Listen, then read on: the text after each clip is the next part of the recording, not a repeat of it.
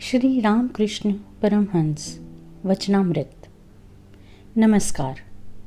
आज की अमृत वर्षा शुरू करने से पहले आप सभी से प्रेम निवेदन है कि चैनल सब्सक्राइब ज़रूर कीजिए, साथ ही बेल बटन अवश्य दबाएं तथा जो भी इस गहन व संतों के साथ यात्रा में हमारे साथ चलना चाहें उन तक वीडियो शेयर कर ये अमृत वर्षा ज़रूर पहुंचाएं। बेहतर अनुभव के लिए अनुरोध है कि आप अपने हेडफोन का प्रयोग अवश्य करें। आंख बंद कर संतों की संगति व भीतरी दुनिया को एक बार ज़रूर जिएं। श्री रामकृष्ण परमहंस की संगति जीने के लिए, अनुभव में उतरने के लिए आप सभी से अनुरोध है कि यह सीरीज़ शुरू से सुनें। श्री रामकृष्ण परमहंस वचनामृत। आइए सुनते हैं गतांग से आगे।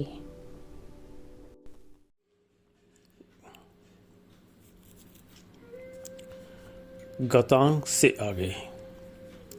परिच्छेद 42। श्री रामकृष्ण पानीहाटी के महोत्सव में राजपथ पर बहुत लोगों से घिरे हुए संकीर्तन दल के बीच में नृत्य कर रहे हैं। दिन का 1 बजा है। आज सोमवार ज्येष्ठ शुक्ला त्रयोदशी तिथि है। तारीख 18 जून 1883। संकीर्तन के बीच में श्री रामकृष्ण के दर्शन करने के लिए चारों ओर लोग कतार बांधकर खड़े हैं। श्री रामकृष्ण प्रेम में मतवाले हो नाच रहे हैं। कोई सोच रहे हैं कि क्या श्री गौरांग फिर प्रकट हुए हैं। चारों ओर हरि ध्वनि सागर की तरंगों के समान उमड़ रही है। चारों ओर से लोग फूल बरसा रहे हैं और बतासे लुटा रहे हैं। श्री नवदीप गोस्वामी संकीर्तन करते हुए राघव पंडित के मंदिर की ओर जा रहे हैं कि एकाएक श्री रामकृष्ण दौड़कर उनसे आ मिले और नाचने लगे। यह राघव पंडित का चिवड़े का महोत्सव है। शुक्ल पक्ष की त्रयोदशी तिथि पर प्रतिवर्ष महोत्सव होता है। इस महोत्सव को पहले दास रघुनाथ ने किया था, उसके बाद राघव पंडित प्रतिवर्ष करते थे। दास रघुनाथ से नित्यानंद ने कहा था, अरे तू घर से केवल भाग भाग कर आता है और हमसे छिपाकर प्रेम का स्वाद लेता रहता है, हमें पता तक नहीं लगने देता। आज तुझे दंड दूंगा, तू चिवड़े का महोत्सव करके भक्तों की सेवा कर। श्री रामकृष्ण प्राय प्रतिवर्ष यहाँ आते हैं। आज भी यहाँ राम आदि भक्तों के साथ आने वाले थे। राम सवेरे मास्टर के साथ कलकत्ते से दक्षिणेश्वर आए। श्री रामकृष्ण को प्रणाम कर वहीं उत्तर वाले बरामदे में उन्होंने प्रसाद पाया। राम कलकत्ते से जिस गाड़ी पर आए थे उसी पर श्री रामकृष्ण पानीहाटी आए। राखाल, मास्टर, राम, भवनाथ तथा और भी 2-1 भक्त उनके साथ थे। गाड़ी मैगजीन रोड से होकर चाणक्य से बड़े रास्ते पर आई। जाते जाते श्री रामकृष्ण बालक भक्तों से विनोद करने लगे। पानीहाटी के महोत्सव स्थल पर गाड़ी पहुंचते ही राम आदि भक्त यह देखकर विस्मित हुए कि श्री रामकृष्ण जो अभी गाड़ी में विनोद कर रहे थे, एकाएक अकेले ही उतरकर बड़े वेग से दौड़ रहे हैं। बहुत ढूंढने पर उन्होंने देखा कि वे नवदीप गोस्वामी के संकीर्तन के दल में नृत्य कर रहे हैं और बीच बीच में समाधिस्थ भी हो रहे हैं। समाधि की दशा में कहीं वे गिर ना पड़े, इसलिए नवदीप गोस्वामी उन्हें बड़े यत्न से संभाल रहे हैं। चारों ओर भक्तगण हरि ध्वनि कर उनके चरणों पर फूल और बतासे चढ़ा रहे हैं और एक बार उनके दर्शन पाने के लिए धक्का मुक्की कर रहे हैं। श्री रामकृष्ण अर्धबाह्य दशा में नृत्य कर रहे हैं। इनके साथ सब उन्मुक्त हो नाच रहे हैं और अनुभव कर रहे हैं कि गौरांग और निताई हमारे सामने नाच रहे हैं। संकीर्तन की तरंग राघव के मंदिर की ओर बढ़ रही है। वहाँ परिक्रमा और नृत्य आदि करने के बाद श्री विग्रह को प्रणाम कर वह तरंगायित जनसंघ गंगा तट पर अवस्थित श्री राधा कृष्ण के मंदिर की ओर बढ़ रहा है। संकीर्तनकारों में से कुछ ही लोग श्री राधा कृष्ण के मंदिर में घुस पाए हैं। अधिकांश लोग दरवाजे से ही एक दूसरे को ढकेलते हुए झांक रहे हैं। श्री रामकृष्ण श्री राधा कृष्ण के आंगन में फिर नाच रहे हैं। कीर्तन आनंद में बिल्कुल मस्त हैं। बीच बीच में समाधिस्थ हो रहे हैं और चारों ओर से फूल बतासे चरणों पर पड़ रहे हैं। आंगन के भीतर बारंबार हरि ध्वनि हो रही है। वहीं ध्वनि सड़क पर आते ही हजारों कंठों से उच्चारित होने लगी। गंगा पर नावों के आने जाने वाले लोग चकित होकर इस सागर गर्जन के समान उठती हुई ध्वनि को सुनने लगे और वे स्वयं ही हरि बोल कहने लगे। पानीहाटी के महोत्सव में एकत्रित हजारों नर नारी सोच रहे हैं कि इन महापुरुष के भीतर निश्चिंत ही श्री गौरांग का आविर्भाव हुआ है। दो एक आदमी यह विचार कर रहे हैं कि शायद ये ही साक्षात गौरांग हों। छोटे से आंगन में बहुत से लोग एकत्रित हुए हैं। भक्तगण बड़े यत्न से श्री रामकृष्ण को बाहर लाए। श्री रामकृष्ण श्री मणि सेन की बैठक में आकर बैठे। इन्हीं सेन परिवार वालों की ओर से पानीहाटी में श्री राधा कृष्ण की सेवा होती है। वे ही प्रतिवर्ष महोत्सव का आयोजन करते हैं और श्री रामकृष्ण को निमंत्रण देते हैं। श्री रामकृष्ण ने कुछ विश्राम करने के बाद मणिसेन और उनके गुरुदेव नवद्वीप गोस्वामी ने उनको अलग ले जाकर प्रसाद लाकर भोजन कराया। कुछ देर बाद राम, राखाल, मास्टर, भवनाथ आदि भक्त एक दूसरे कमरे में बिठाए गए। भक्त वत्सल श्री रामकृष्ण स्वयं खड़े हो आनंद करते हुए उनको खिला रहे हैं। दोपहर का समय है। राखाल, राम आदि भक्तों के साथ श्री रामकृष्ण मणिसेन की बैठक में विराजमान है। नवदीप गोस्वामी भोजन करके श्री रामकृष्ण के पास आ बैठे हैं। अब श्री रामकृष्ण नवदीप गोस्वामी से ईश्वरी प्रसंग करने लगे। श्री रामकृष्ण नवदीप से, भक्ति के परिपक्व होने पर भाव होता है, फिर महाभाव, फिर प्रेम, फिर वस्तु ईश्वर का लाभ होता है। गौरांग को महाभाव और प्रेम हुआ था।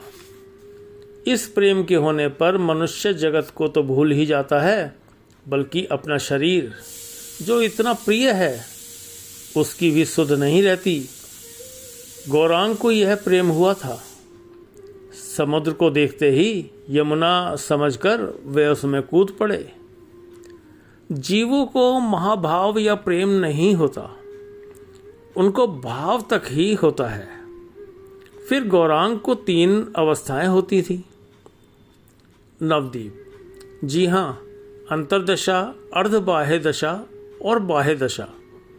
श्री रामकृष्ण, अंतर्दशा में वे समाधिस्थ रहते थे। अर्धबाह्य दशा में केवल नृत्य कर सकते थे और बाह्य दशा में नाम संकीर्तन करते थे। नवदीप ने अपने लड़के को लाकर श्री रामकृष्ण से परिचित करा दिया। वे तरुण हैं, शास्त्र का अध्ययन करते हैं। उन्होंने श्री रामकृष्ण को प्रणाम किया। नवदीप, यह घर में शास्त्र पढ़ता है। इस देश में वेद एक प्रकार से अप्राप्य ही थे। मैक्स मूलर ने उन्हें छपवाया, इसी से तो लोग अब उनको पढ़ सकते हैं। श्री रामकृष्ण, अधिक शास्त्र पढ़ने से और भी हानि होती है। शास्त्र का सार जान लेना चाहिए, फिर ग्रंथ की क्या आवश्यकता है। शास्त्र का सार जान लेने पर डुबकी लगानी चाहिए ईश्वर का लाभ करने के लिए। मुझे माँ ने बतला दिया है कि वेदांत का सार है ब्रह्म सत्य और जगत मिथ्या। गीता का सार क्या है? 10 बार गीता शब्द कहने से जो हो वही, अर्थात त्यागी त्यागी। श्री रामकृष्ण, गीता का सार यही है कि हे जीव, सब त्याग कर भगवान का लाभ करने के लिए साधना करो। नवदीप, त्याग की ओर मन नहीं जाता प्रभु। श्री राम कृष्ण, तुम लोग गोस्वामी हो, तुम्हारे यहाँ देव सेवा होती है, तुम्हारे संसार त्याग करने पर काम नहीं चलेगा। ऐसा करने से देव सेवा कौन करेगा?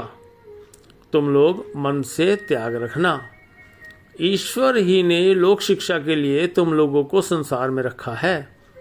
तुम 1000 संकल्प करो, त्याग नहीं कर सकोगे।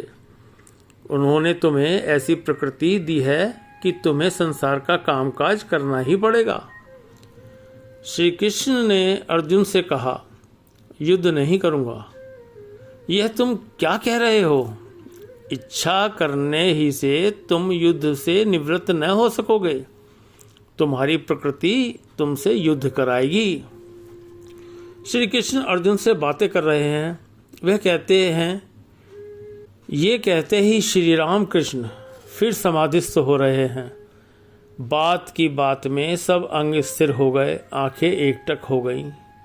सांस चल रही है कि नहीं जान नहीं पड़ता। नवदीप गोस्वामी, उनके लड़के और भक्तगण निर्वाक हो यह दृश्य देख रहे हैं। कुछ प्रकृतिस्थ हो श्री राम कृष्ण नवदीप से कहते हैं, योग और भोग, तुम लोग गोस्वामी वंश के हो, तुम लोगों के लिए दोनों हैं। अब केवल प्रार्थना, हार्दिक प्रार्थना करो कि हे ईश्वर, तुम्हारी इस भुवन मोहिनी माया के ऐश्वर्य को मैं नहीं जानता, मैं तुम्हें जानता हूँ। ईश्वर तो सब प्राणियों में है, फिर भक्त किसे कहते हैं? जो ईश्वर में रहता है, जिसका मन, प्राण, अंतरात्मा सब कुछ उसमें लीन हो गया है। श्री राम कृष्ण सहज दशा में आ गए। नवदीप से कहते हैं, मुझे यह जो अवस्था समाधि अवस्था होती है, इसे कोई कोई रोग कहते हैं।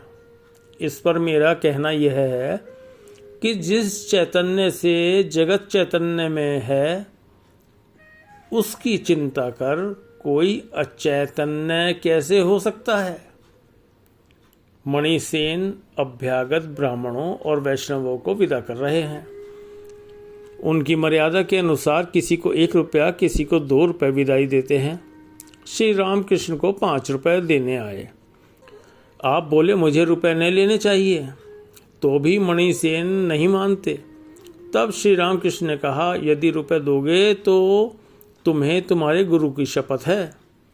मणिसेन इतने पर भी देने आए। तब श्री रामकृष्ण ने अधीर होकर मास्टर से कहा, क्यों जी, लेना चाहिए? मास्टर ने बड़ी आपत्ति करते हुए कहा, जी नहीं, किसी हालत में ना लें। मणिसेन के घर वालों ने तब आम और मिठाई खरीदने के नाम पर राखाल के हाथ में रुपए दिए। श्री रामकृष्ण मास्टर से, मैंने गुरु की शपथ दी है, मैं अब मुक्त हूँ। राखाल ने रुपए लिए हैं, अब वह जाने। श्री रामकृष्ण भक्तों के साथ गाड़ी पर बैठे दक्षिणेश्वर लौट जाएंगे। मार्ग में मोती शील का मंदिर है। श्री रामकृष्ण बहुत दिनों से मास्टर से कहते आए हैं कि एक साथ आकर इस मंदिर की झील को देखेंगे। यह सिखलाने के लिए कि निराकार ध्यान कैसे करना चाहिए। श्री रामकृष्ण को खूब सर्दी हुई है, तथापि भक्तों के साथ मंदिर देखने के लिए गाड़ी से उतरे। मंदिर में श्री गौरांग की पूजा होती है। अभी संध्या होने में कुछ देर है। श्री रामकृष्ण ने भक्तों के साथ गौरांग मूर्ति के सम्मुख भूमिष्ठ होकर प्रणाम किया। अब मंदिर के पूर्व की ओर जो झील है, उसके घाट पर आकर झील का पानी और मछलियां देख रहे हैं। कोई इन मछलियों की हिंसा नहीं करता। कुछ चारा फेंकने पर बड़ी बड़ी मछलियां झुंड के झुंड सामने आकर खाने लगती हैं, फिर निर्भय होकर आनंद से पानी में घूमती फिरती हैं। श्री रामकृष्ण मास्टर से कहते हैं, यह देखो कैसी मछलियां हैं। चिदानंद सागर में इन मछलियों की तरह आनंद से विचरण करो। परिच्छेद 43। श्री रामकृष्ण ने आज कलकत्ते में बलराम के मकान पर शुभागमन किया। मास्टर पास बैठे हैं, राखाल भी हैं। श्री रामकृष्ण भावमग्न हुए हैं। आज ज्येष्ठ कृष्ण पंचमी सोमवार 25 जून 1883 है। समय दिन के 5 बजे का होगा। श्री रामकृष्ण भाव के आवेश में, देखो, अंतर से पुकारने पर अपने स्वरूप को देखा जाता है, परंतु विषय योग की वासना जितनी रहती है उतनी ही बाधा होती है। मास्टर जी, आप जैसा कहते हैं डुबकी लगाना पड़ता है। श्री रामकृष्ण आनंदित होकर, बहुत ठीक। सभी चुप हैं। श्री रामकृष्ण फिर कह रहे हैं, श्री रामकृष्ण मास्टर के प्रति, देखो, सभी को आत्मदर्शन हो सकता है। मास्टर जी, परंतु ईश्वर करता है, वे अपनी इच्छानुसार भिन्न भिन्न प्रकार से लीला कर रहे हैं। किसी को चैतन्य दे रहे हैं, किसी को अज्ञानी बनाकर रखा है। श्री रामकृष्ण, नहीं, उनसे व्याकुल होकर प्रार्थना करनी पड़ती है। आंतरिक होने पर वे प्रार्थना अवश्य सुनेंगे। तभी एक भक्त बोला, जी हाँ, मैं है, इसलिए प्रार्थना करनी होगी। श्री रामकृष्ण मास्टर के प्रति, लीला के सहारे नित्य में जाना होता है। जिस प्रकार सीढ़ी पकड़ पकड़ छत पर चढ़ना होता है, नित्य दर्शन के बाद नित्य से लीला में आकर रहना होता है। भक्ति भक्त लेकर, यही मेरा परिपक्व मत है। उनके अनेक रूप, अनेक लीलाएं हैं।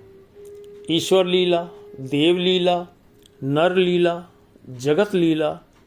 वे मानव बनकर अवतार होकर युग युग में आते हैं प्रेम भक्ति सिखाने के लिए। देखो ना, चैतन्य देव को अवतार द्वारा ही उनके प्रेम तथा भक्ति का आस्वादन किया जा सकता है। उनकी अनंत लीलाएं हैं, परंतु मुझे आवश्यकता है प्रेम तथा भक्ति की। मुझे तो सिर्फ दूध चाहिए।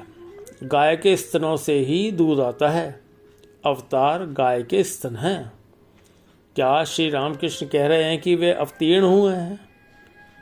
उनका दर्शन करने से ही ईश्वर का दर्शन होता है। चैतन्य देव का उल्लेख कर क्या श्री रामकृष्ण अपनी ओर संकेत कर रहे हैं?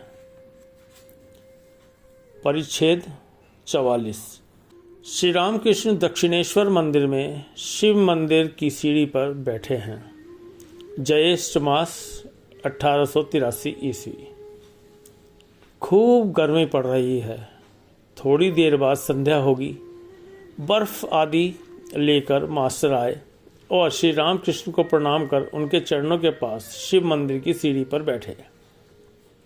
श्री रामकृष्ण मास्टर के प्रति, मणि मल्लिक की नातिन का स्वामी आया था।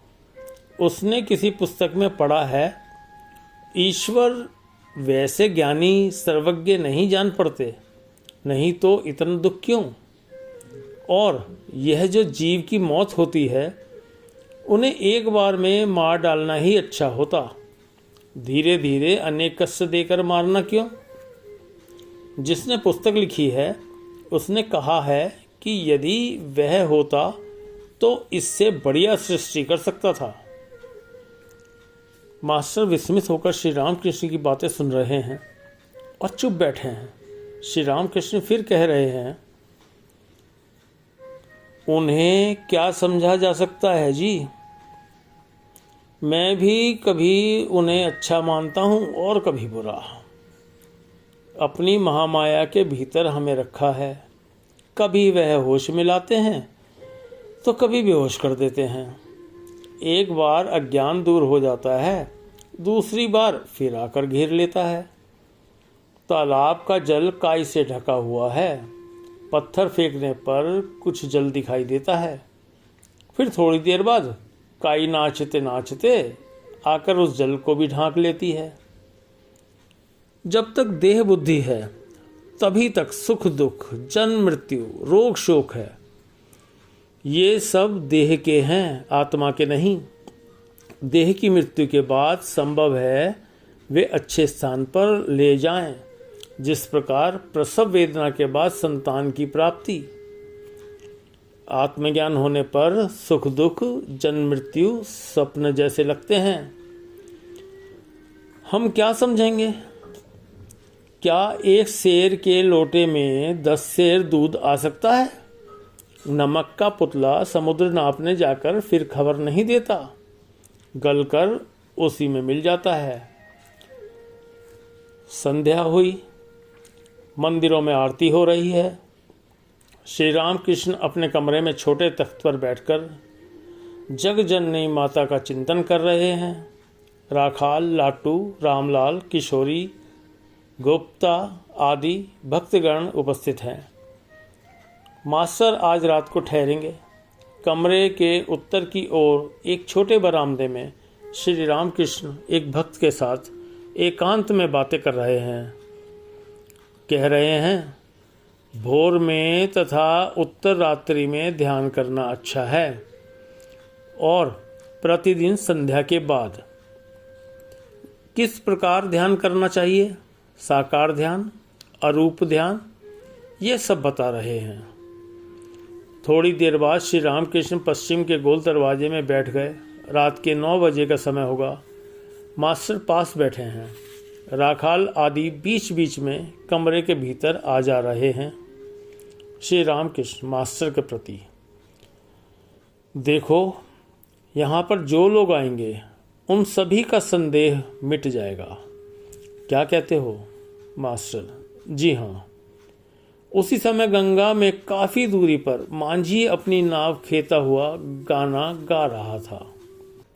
गीत की वह ध्वनि मधुर अनाहत ध्वनि की तरह अनंत आकाश के बीच में से होकर मानो गंगा के विशाल वक्ष को स्पर्श करती हुई श्री रामकृष्ण के कानों में प्रविष्ट हुई। श्री रामकृष्ण उसी समय भावइष्ट हो गए। सारे शरीर के रोंगटे खड़े हो उठे। श्री रामकृष्ण मास्टर का हाथ पकड़कर कह रहे हैं, देखो देखो, मुझे रोमांच हो रहा है। मेरे शरीर पर हाथ रखकर देखो।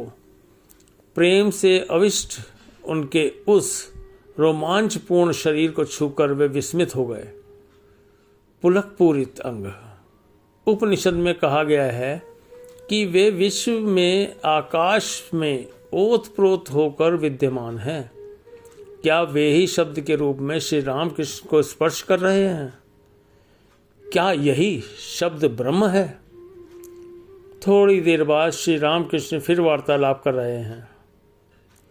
श्री रामकृष्ण, जो लोग यहाँ पर आते हैं उनके शुभ संस्कार हैं, क्या कहते हो? जी हाँ, अधर के वैसे संस्कार थे। मास्टर, इसमें क्या कहना है? श्री रामकृष्ण, सरल होने पर ईश्वर शीघ्र प्राप्त होते हैं। फिर 2 पथ हैं, सत्य और असत्य। सत पथ से जाना चाहिए। जी हाँ, धागे से यदि रेशा निकला हो तो वह सुई के भीतर नहीं जा सकता।